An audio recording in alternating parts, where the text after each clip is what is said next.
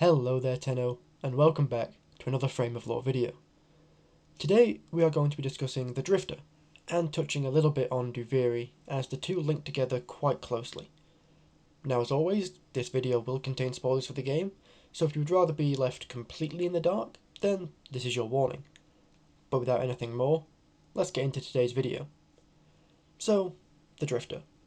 For some people, they first encountered the Drifter during the New War, and for others, it will be during the Duviri paradox. Regardless of where you choose to start, the Drifter's story began on board the Zariman 10-0, just like that of the Operator, though their lives would split at a monumental moment, that being the deal offered by the Man in the Wall. As we know with the Operator, they accepted the deal, and they, along with the other Zariman children, were granted with void powers so they could survive the horrors of the ship and be rescued. Though for the Drifter, things went a little differently. When offered the deal by the Man in the Wall, the Drifter accepted, only the deal was to save the other children, as we can find a quote saying, "I saved them, all of them, never said I'd save you." This shows that the Man in the Wall kept their deal, but our would-be Operator was not granted void powers, nor were they rescued from on board the Zariman. This meant they were alone, a child adrift amidst the void.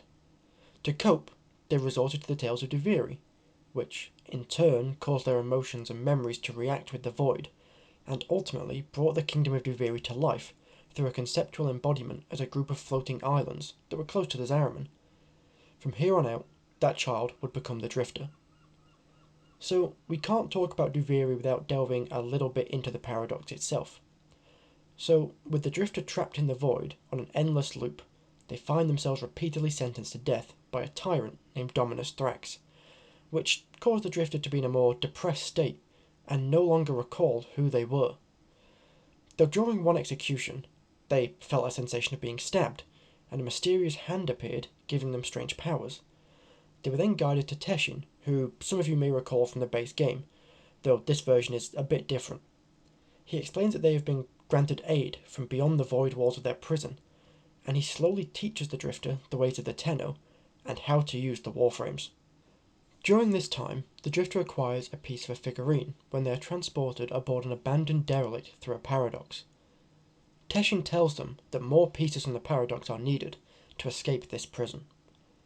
So the Drifter sets out to find the remaining pieces, experiencing days from the Duviri tales that are brought to life around them. Each day would mould itself around the emotion that Thrax felt at the time. Each time the Drifter obtained a piece of the figurine, they would experience a memory about the emotion of the day. Teshin then explains that these memories could belong to Thrax, who could have possibly been a Tenno from the derelict Zariman that was nearby. In Teshin's history, the ship was lost traversing the void, but was recovered, whereas here it appears to be stranded instead. Thrax grows in frustration, so has Teshin captured and killed just before the Drifter can save him. The Drifter, now enraged and finally experiencing strong emotions again for the first time, possesses an aura worm to attack Thrax's throne and claim the final part of the figurine.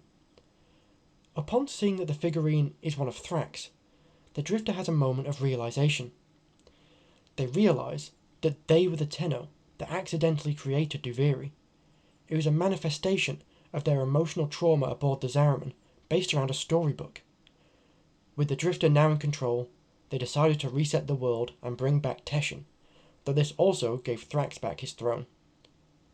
No longer held by Duviri's shackles, the Drifter chose to leave into the Origin system to repay the assistance that was given to them. Though Teshin warns, once they leave, they will not be who they are now, but who they were then. The Drifter eventually makes their way into the Origin system during the New War, a video for another time. In short, Ballas is back and causing chaos as usual. He has taken over the Origin system and cast out the Tenno, now reigning as the head of the Nama faction. The Drifter works with Ordis to resurrect the Lotus, though things don't go quite to plan and the Lotus ends up attacking them once revived. The Drifter manages to flee long enough for Eternalism to catch up. Eternalism is in essence the theory that the future and the past are as real as the present and therefore can be accessed by simply changing the frame. I'll leave that there as it's a whole thing, but back to the Drifter. So when Eternalism did catch up, the Drifter was granted void powers while restoring the Operator, which made the newly resurrected Lotus leave. The Operator then headed to the Zariman 10-0 to meet with the Drifter, who explains that they're from the other timeline and were not granted void powers upon making the deal with the Man in the Wall. There is a lot more that happened during the New Wall, so stay tuned for that in the future. For now, that is all we have on the Drifter, as in terms of things, they are relatively new in the Warframe universe. Though, who knows, in the future we may gain more knowledge about them.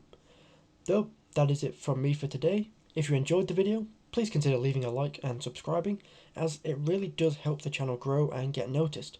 Though, just the fact you have watched already means so much to me. Stay safe out there, Tenno, and I'll see you all in the next one.